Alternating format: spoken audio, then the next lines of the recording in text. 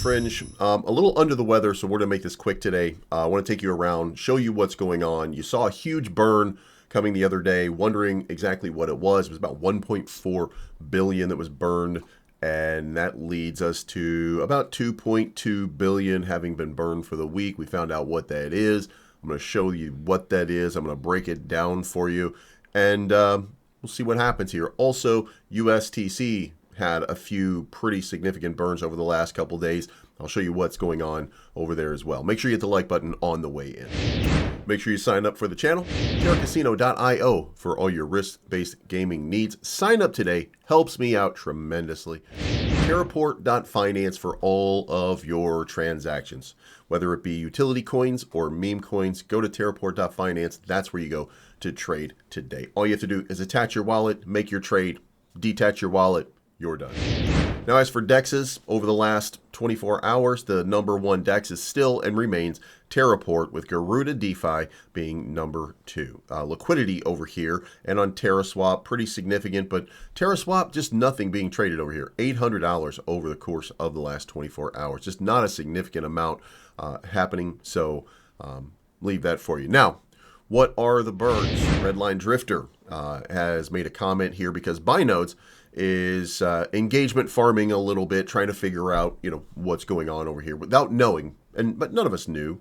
So it says, after observing the large burning transactions for 2 days, yesterday it was Lunc and today it's USTC. So it's highly likely that the big whale from OKX to Binance is the same person. Do Quan, is that you? Well, no, it's not. But what it is, if you want to know what's really going on, this is the market maker moving liquidity from OKX to Binance due to the OKXD listing of Terra Luna Classic. Now, what's that you say? OKX is delisting Terra Luna Classic? But wait, I thought these validators were doing a great job. How could we be getting delisted on all of these things if these validators, if these shady people like Jesus is Lord are doing such a bang up job of making sure that everything is cool on the blockchain? By the way, we're down 2% on the day again, after we got a little bit of positive momentum. I know.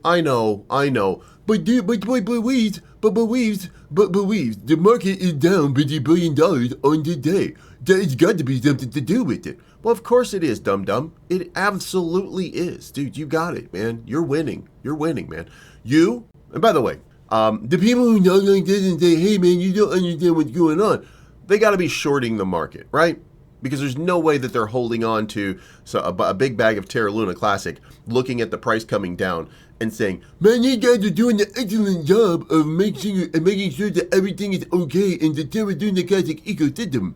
They cannot be doing that. It's impossible. They have to be shorting the market, and they have to be raking it in. Got to be. There's no way that they're looking at this price action and saying, yeah, these validators are really sharp and really smart. They really understand what's going on. They're really, really, really building on this ecosystem. There's no way. Not possible.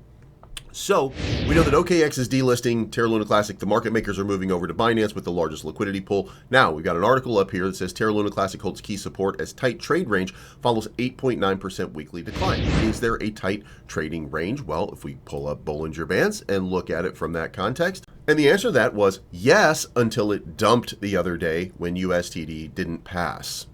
Or, as everybody else said, that the market dumped. The market was dumping. You don't understand what's going on because you don't know anything about crypto, bro. You don't know anything about crypto. Okay, Bitcoin is pumping. Okay, Ethereum is pumping. Okay, Solana is pumping. It came back out off of that dump that we had the other day. But for some reason, Terra Luna Classic is not.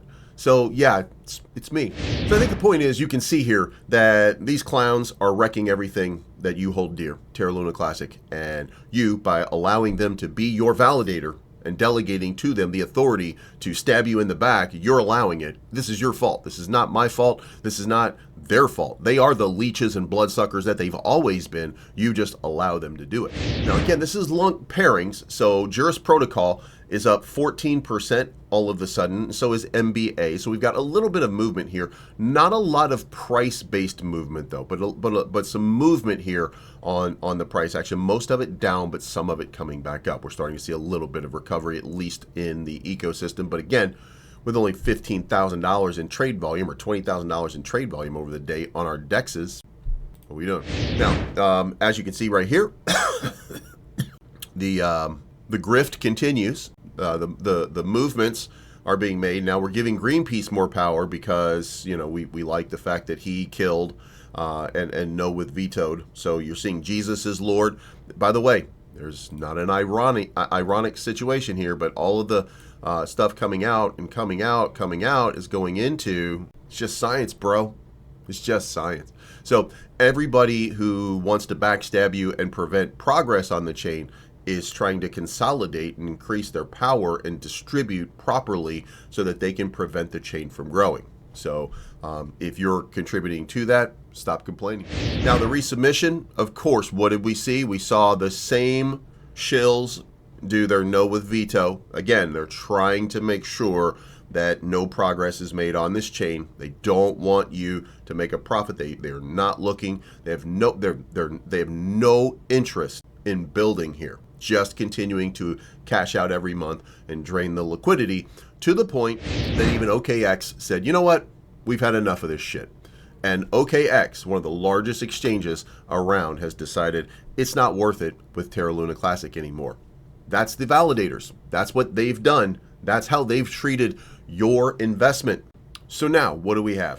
So we removed our Bollinger Bands. We're on the daily right now. We're looking at it from this context. We're going to move to a shorter time frame, which is the 1 hour. And from what I gather on the 1 hour, the argument could be made that we're reversing and maybe coming back up. We've got some lower highs coming in. Now, I don't like that outlier right there. It would have been better to see, you know, kind of consolidate in that range right there. But generally speaking, that still looks like an uptrend. So there is some positivity right now on a reversal. But again, with this dagger spike and the fact that there's zero recovery, while at the same time everything else is recovering, is a testament to what these validators have done to you and your investment over this period of time. They've done nothing to help you get your bag back. And I mean, look, you know, by the way, some of you just don't like that when I say that, because you don't like the fact that you made a bad decision, or you don't like the fact that these guys, or you're not part of it. Like, you're not part, you didn't validate with any of these people. You think they're criminals, you know, you think they're bums, you think they're losers, whatever it is that you think they are.